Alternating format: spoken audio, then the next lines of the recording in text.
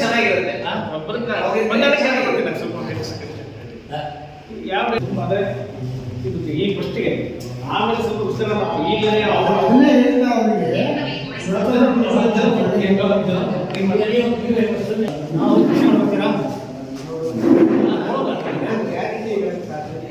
ಎಲ್ಲ ಹತ್ತು ಆಗುತ್ತೆ ಜನ, ಎರಡು ಕಾರ್ ಸಾಕಾಗುತ್ತೆ.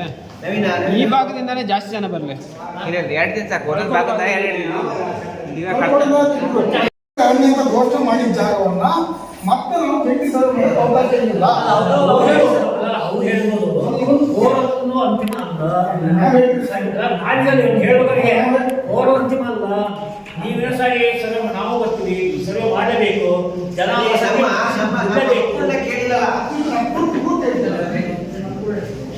ಈಗ ಹೌದು ನಾವ್ ಹೇಳ್ತೀವಿ, ಅದೇ ಕಾನೂನು ನಾವ್ ಹೇಳ್ತೀವಿ, ನಾವು ಕಾನೂನು ಒಪ್ಪಿಟ್ಟು ಹೇಳ್ತೀವಿ, ಅವ್ರದ್ದು ಮಾಡ್ತಿರಲ್ಲ.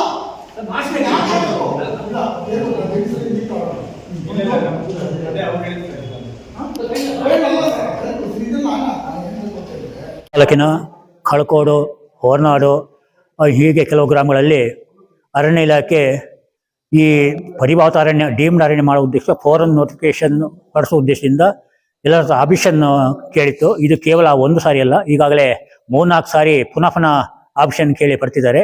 ಇದು ಒಂದು ರೀತಿಯಲ್ಲಿ ಇಲ್ಲಿಯ ನಿವಾಸಿಗಳಿಗೆ, ರೈತಾಪಿ ವರ್ಗದವರಿಗೆ ಬಹಳ ಆತಂಕ ಉಂಟಾಯಿತು.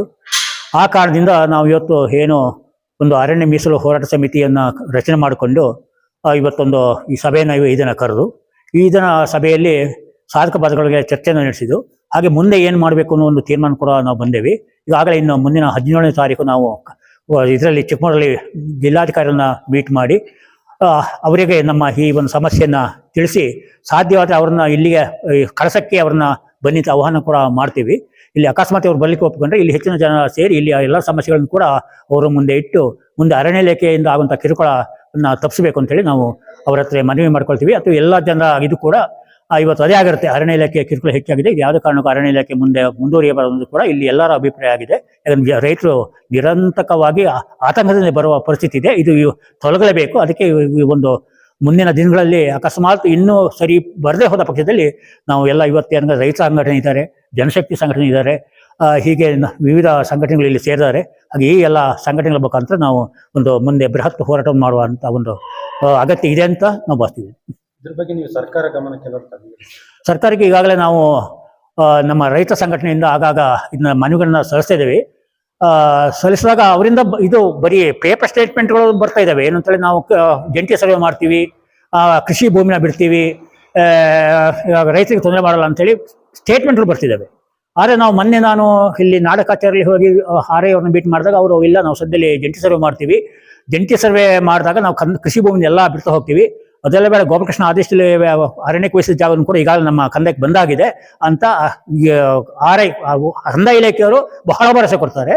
ಅದೇ ನಮ್ಮ ಇಲ್ಲಿಯ ರಾಮು ಮತ್ತು ನವೀನ್ ಗೌಡರು ಅರಣ್ಯ ಇಲಾಖೆ ಕೇಳಿದಾಗ ಅರಣ್ಯ ಇಲಾಖೆ ಅಧಿಕಾರಿ ಏನು ಹೇಳ್ತಾರೆ, ಈಗಾಗಲೇ ಕಳ್ಕೋಡು ಭಾಗದಲ್ಲಿ ಫೋರ್ ನೋಟಿಫಿಕೇಶನ್ ಆಗಿದೆ, ಅದು ಸರ್ವೆ ಆಗಿದೆ, ನಕಾಶೆಯಲ್ಲಿ ಗುರುತಾಗಿದೆ, ಅದು ಯಾವುದೇ ಕಾರಣಕ್ಕೆ ಸರ್ವೆ ಆಗುದಿಲ್ಲ ಅಂತೇಳಿ ಅವರು ತಹಸೀಲ್ದಾರ್ ಕೂಡ ಸಿಗ್ನೇಚರ್ ಹಾಕಿದೆ ಅಂತೇಳಿ ಅವರು ವಿರುದ್ಧವಾದ ಸ್ಟೇಟ್ಮೆಂಟ್ ಕೊಟ್ಟಿದ್ದಾರೆ. ಹಾಗೆ ಇಲ್ಲಿ ಅರಣ್ಯ ಇಲಾಖೆ ಮತ್ತು ಕಂದಾಯ ಇಲಾಖೆ ಮಧ್ಯೆ ಒಂದು ಗೊಂದಲ ಇದೆ. ಇದು ನಮಗೆ ಇನ್ನೂ ಹೆಚ್ಚು ಗೊಂದಲನ ಕಾಣ್ತಾ ಇದೆ. ಸಮಸ್ಯೆಗಳು ಉದಾಹರಣೆ ನೀವು ಅರ್ಜಿ ಕೊಟ್ಟಿದ್ದೀರಿ 53, 57, 51 ಇದೆಲ್ಲ ಅಪ್ಲಿಕೇಶನ್ ಕೊಟ್ಟಿದ್ದೀರಿ. ಅದು ಯಾವುದು ಹಕ್ಕುಪತ್ರಗಳು ಇದುವರೆಗೂ ಹಕ್ಕುಪತ್ರ ಸಿಕ್ಕಿಲ್ವೋ ಅಥವಾ ಸಮಸ್ಯೆಗಳಿದೆಯೋ ಆ ಡಾಕ್ಯುಮೆಂಟ್ಗಳನ್ನೆಲ್ಲ ಒಟ್ಟಾಕೊಂಡು ಆಮೇಲೆ ಈಗ ಮೊನ್ನೆ ಸೆಕ್ಷನ್ 4ಗೆ ಅಂತ ಕೊಟ್ಟಿದ್ದಾರೆ 17ಗೆ ಇದು ಡಾಕ್ಯುಮೆಂಟ್ಗಳನ್ನು ಒಟ್ಟಾಕೊಂಡು ಒಂದಿನ ಇದೇ ರೀತಿ ಸರ್ವೆ ಮಾಡಿ ಬೇರೆಯವ್ರಿಗೊಂದು ಕೇಳಿ ಅವತ್ತು ನಾವು ಅಫಿಷಿಯಲ್ಗಳನ್ನು ಕೂರಿಸಿಕೊಂಡು ನಮ್ಮೊಂದು ಸಮಸ್ಯೆಗೆ ಪರಿಹಾರಗಳನ್ನು ನಾವಿಲ್ಲಿ ಹುಡುಕಬಹುದು ಅಂತ ಕಾಣುತ್ತೆ. ಬಹುಶಃ ನಮಗೆ ಇಡೀ ಹೊರಟ ಸದ್ಯ ಬೇಡ ಅಂತ ನನ್ನ ಅಭಿಪ್ರಾಯ. ಈಗ ಮಾಡ್ಬೋದೇನೋ ಕಲೆಕ್ಟ್ ಒಂದು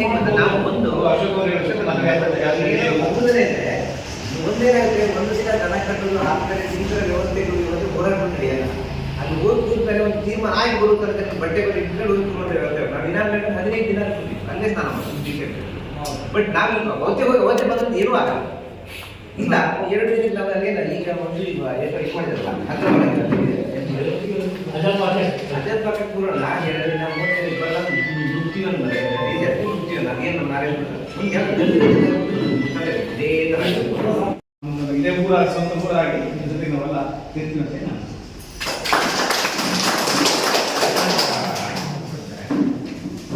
ಇವತ್ತು ಸರ್ಕಾರದ ಮುಖಾಂತರದಲ್ಲಿ ಹೋರಾಟಗಳನ್ನು ಭಾರಿ ಟೈಮನ್ನು ನಡೆಸ್ತಾ ಇದ್ದೀವಿ, ಎಲ್ಲರೂ ಕೂಡ ಮಾಡ್ತಾ ಇದ್ದೀವಿ. ಈ ಸರ್ಕಾರದಲ್ಲಿ ಓಟ್ ಟೈಮಿಗೆ ಪ್ರತಿಯೊಬ್ಬರು ಬರ್ತಾರೆ, ಎಲ್ಲ ರೈತರು ಮನೆ ಹೋಗ್ತಾರೆ, ನಮಗೆ ಹೊರಟಾಕಿ ನಾವು ಆ ಕೆಲಸ ಮಾಡ್ಕೊಡ್ತೀವಿ, ಈ ಹಕ್ಕುಪತ್ರ ನಿಮಗೆ ಕೊಡ್ತೀವಿ, ಇವ್ರು ನಿವೇಶನ ಮಾಡ್ಕೊಡ್ತೀವಿ, ರೋಡ್ ಮಾಡ್ಕೊಡ್ತೀವಿ. ಯಾಕೆ ಇದನ್ನು ಮಾಡೋದಿಲ್ಲ? ಇದು ರೈತರು ಕೊಂಡಾಡಿಕಾಗೋಸ್ಕರ ಮಾತ್ರ ಮಾಡ್ತಾ ಇರೋದಕ್ಕೆ ಬೇರೆ ಯಾವ ವಿಚಾರಗಳು ಅಂತ ನಾನು ಈಗ ನೋಡ್ಬೇಕು. ಈಗ ಅರಣ್ಯ ಇಲಾಖೆ ಅಂತ ಹೇಳಿದ್ರೆ ಒಂದು ಸರ್ಕಾರದ ಒಂದು ಭಾಗ, ಹೌದಲ್ಲ? ಈ ಸರ್ಕಾರದ ಒಂದು ಭಾಗ ಇದ್ದಾಗ ಅವ್ರು ಹೇಳ್ತಾರೆ ಮಾತು ಕೇಳೋದಿಲ್ಲ ಅಂತ ಹೇಳಿದಾಗ ಈ ಸರ್ಕಾರದಿಂದ ನಾವು ಈ ಥರ ಬಂದು ನಮಗೊಂದು ಸಮಸ್ಯೆ ಆಯಿತು, ಒಂದು ತೋಟದಲ್ಲಿ ಗಿಡ ಕಡಿಯಕ್ಕೆ ಬಂದು ಯಾವ ವಿಚಾರ ಹೇಳ್ತಾರೆ ನೋಡೋಣ. ಯಾವ ಅಧಿಕಾರಿ ಇದು ಯಾವ ರಾಜಕೀಯರಾಗಿ ಯಾರು ಬರ್ತಾರೆ ಯಾರು ಗೊತ್ತಿಲ್ಲ. ಇದಕ್ಕೆ ನಮ್ಮದು ಹೋರಾಟನ ಮುಖ್ಯ ಬಿಟ್ಟರೆ ಬೇರೆ ಯಾವ ವಿಚಾರನೂ ಇಲ್ಲ. ನಮ್ಮ ಪಕ್ಷ, ನಾನು ಕಾಂಗ್ರೆಸ್, ನಾನು BJP, ನಾನು JDS, ಇದಕ್ಕೆ ಬಂದು ನೀವು ಈ ಪಕ್ಷಕ್ಕೆ ನೀವು ಬಂದ್ಬಿಟ್ಟು ನಾನು ಈ ಕೆಲಸ ಮಾಡಿಬಿಡ್ತೀನಿ ಅಂದರೆ ನಾನು ಕಿವಿ ಹೇಳಬೇಕಾಗ್ತದೆ. ಅದಕ್ಕೆ ನನ್ನ ಅಭಿಪ್ರಾಯ ಏನಾಗ್ತದೆ, ನನಗೆ ನಾನು ಜಿಲ್ಲಾ ತಾಲೂಕು ಪಂಚಾಯತಿ ಎಲೆಕ್ಷನ್ ಮುಖ್ಯವಾಗಿ ನಮಗೆ ಬೇಯಿಸ್ತಾರೆ. ಇದಕ್ಕೆ ಸರಿಯಾದ ಕಾನೂನು ನಮಗೆ ತಿದ್ದುಪಡಿ ತಂದುಕೊಡಿ. ಏನು ಅರಣ್ಯ ಹಕ್ಕು ಅಂತ ಯಾಕೆ ತಂದ್ರೆ ಇದು ನಮಗೆ ಬೇಕು. ಇದೊಂದು ಅರಣ್ಯ ಹಕ್ಕು ಪತ್ರ ಕೊಡಬೇಕು. ಮರ, ಈಗ ನಾವು ರೈತರು ಅಂತ ಹೇಳಿದ್ರೆ ತೋಟ ಮರ ಗಿಡ ನೆಡ್ತೀವಿ, ಕಾಫಿ ಗಿಡ ಅರಣ್ಯ ನೆಡ್ತಾರೆ, ಶಿಲಾರು ಅರಣ್ಯ ನೆಡ್ತಾರೆ. ಈಗ 10 ಗಂಟೆ ಜಾಗಕ್ಕೆ ನಾವು 50 ಮರ ನೆಟ್ಟೆ ನೆಡ್ತಾರೆ.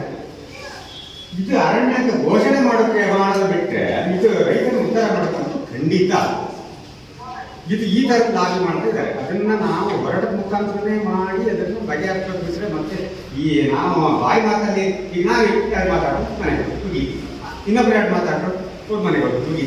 ಈ ಎಲೆಕ್ಷನ್ ಮಾಡ್ತೀವಿ ಯಾವ್ದು ಇಲ್ಲ, ಈ ಮೋಸಕ್ಕೆ ಹೋಗಿ ಮಾಡೋದು ಈ ಸರ್ತಿ ಯಾವುದಲ್ಲ ನಾವು ಬರ್ತೀವಿ, ನಾವು ಬಗೆಹರಿಸ್ತೀವಿ. ಇದು ಸುಳ್ಳು ಕಲ್ಪನೆ. ಇದನ್ನು ಎಲ್ಲ ಪ್ರತಿಯೊಬ್ಬರು ತಿಳ್ಕೊಳ್ಳಿ. ಇದನ್ನ ನಾವು ಯಾವತ್ತು ಮಾಡಬೇಕಂತಂದ್ರೆ ಇವತ್ತು ಜಿಲ್ಲಾ ತಾಲೂಕು ಪಂಚಾಯತಿ ಮತ್ತು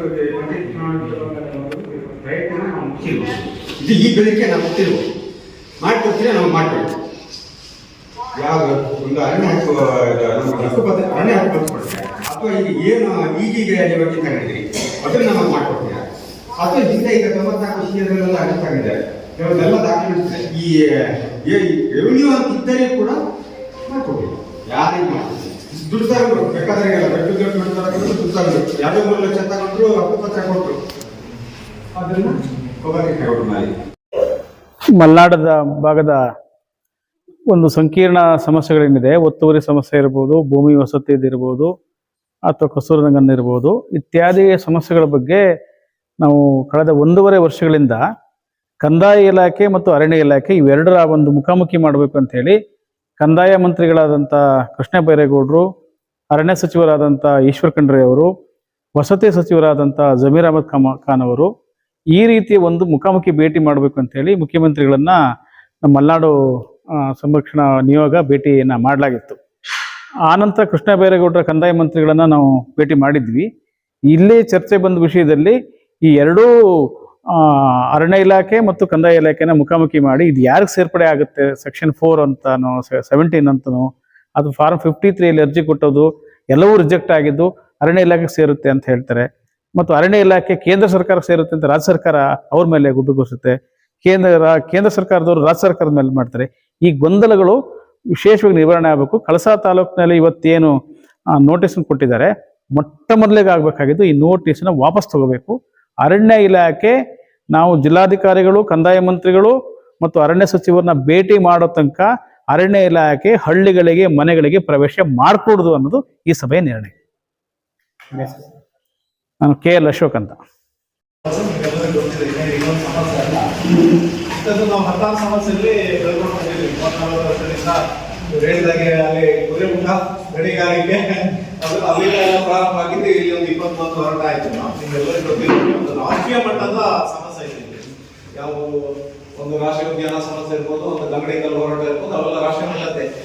ಮತ್ತೆ ನಮ್ಗೆ ಯಾವುದು ಇನಾಮ್ ಲ್ಯಾಂಡ್ ಇರ್ಬೋದು, ಆಮೇಲೆ ಕಸ್ತೂರಿ ಬೇಜಾರಾಗಿ ಕಸ್ತೂರಿ ವರದಿ ಹೆಂಗಿತ್ತಂದ್ರೆ ನಿಮ್ಗೆ 90 ಡಿಗ್ರಿ ಇಳಿಜಾರಲ್ಲಿ ನೀವು ಕೃಷಿ ಮಾಡಬಾರ್ದು ಅಂತಿತ್ತು, ಮತ್ತೆ ರಾಸಾಯನಿಕನ ಬಳಸಬಾರ್ದು ಅಂತಿತ್ತು. ನಿಮ್ಗೆಲ್ಲ ಗೊತ್ತಿದೆ.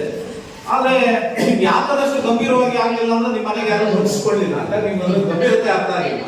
ಒಂದು ವೇಳೆ ಆ ಕಾನೂನು ಜಾರಿಯಾಗಿದ್ರೆ ಇವತ್ತು ನೀವು ಯಾರು ಕಾಫಿ ಹುಡಿ ಒಂದು ಬಾಳೆ ಕೂಡ ತಡ್ಲಿಕ್ಕೆ ಆಗ್ತಿರ್ಲಿಲ್ಲ ಅಂತ ಟೈಮಲ್ಲಿ ಕಳಸದಲ್ಲಿ ಪ್ರಾರಂಭದಲ್ಲಿ ಏನು ಮಾಡಿರ್ತಾರೆ ಹುಡುಗಿಯರು ಸ್ಟಾರ್ಟಿಂಗ್ ಹುಡುಗಿಯರೆ ಮಾಡುದು, ಆಮೇಲೆ ಕಳಸ ಮಾಡುದು, ಬಾಳೆನೂರ ಆಯ್ತು, ಬೇರೆ ಬೇರೆ ಕಡೆ ಆಯ್ತು. ಅದು ನಮ್ಮ ಅಶೋಕ್ ಅವರೇ ಅದರದ್ದು ಲೀಡರ್ಶಿಪ್ ತಗೊಂಡು ಹೆಚ್ಚುಗಳನ್ನು ಸ್ಟೇಟ್ ಅಲ್ಲಿ ಎಲ್ಲ ಕಡೆ ಇದು ಹೋರಾಟಗಳನ್ನು ಹಮ್ಮಿಕೊಂಡು ಕೊನೆಗೆ ಅಸೆಂಬ್ಲಿ ಚರ್ಚೆ ಆಗಿ ಕೊನೆಗೆ ನಮ್ಮ ಈಗ ಸದ್ಯಕ್ಕೆ ಅದು ಏನು ಮುಂದುವರಿಲಿಲ್ಲ. ಅದಕ್ಕೆ ಸ್ಟಾಪ್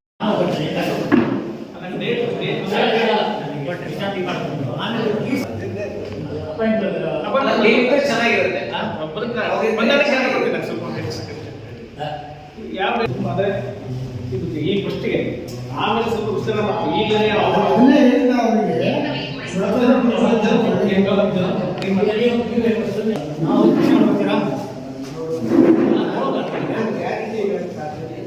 ಇಲ್ಲ ಹತ್ತು ಆಗುತ್ತೆ ಜನ ಖರ್ಚು ಸಾಕಾಗುತ್ತೆ. ಈ ಭಾಗದಿಂದಾನೇ ಜಾಸ್ತಿ ಜನ ಬರಲಿ. 2 ದಿನ ಸಾಕು. ಒಂದೊಂದು ಭಾಗದ 2 ದಿನ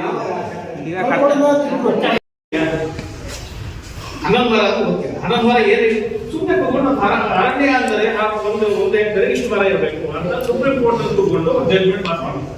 ಅರಣ್ಯ ಅಂದ್ರೆ ಏನು ಅಂತ ಹೇಳಿ ಅದು ಒಂದು 5 ನಂಜುಂಡಸ್ವಾಮಿ ಅವರು ಇಲ್ಲ ರೈಸ್ ಪ್ರಶ್ನೆಗೊಂಡಿದ್ದಾರೆ. ರೈಸ್ ಇವರಿಗೆ ಒಂದ್ಸಲ ಇವರು ನಮ್ಮ ನಂಜುಂಡಸ್ವಾಮಿ ಕೇಳಿದ್ರು, ಜಡ್ಜು 1 ಕ್ವಿಂಟಲ್ ಅಂತ ನಿಂಗೆ ಗೊತ್ತಾನೆ ಅಂತ ಹೇಳಿ 1 ಕ್ವಿಂಟಲ್ ಅಂದ್ರೆ ಎಷ್ಟು ಕೆಜಿ ನಿಂಗೆ ಗೊತ್ತಾ ಅಂತ ಜಡ್ಜಿ ಕೇಳಿದ್ರು.